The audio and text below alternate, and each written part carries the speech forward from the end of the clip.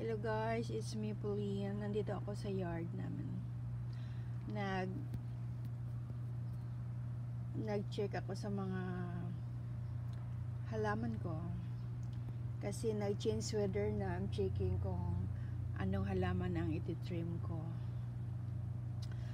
This one, I trimmed this one last summer, maybe 2 months ago.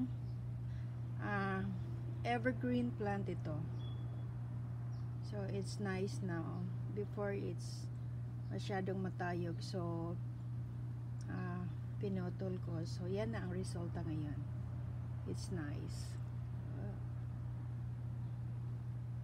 It's nice to cover the fence kasi mas maganda kasi pag may plants tabi sa mga wood fence, kasi pag winter minsan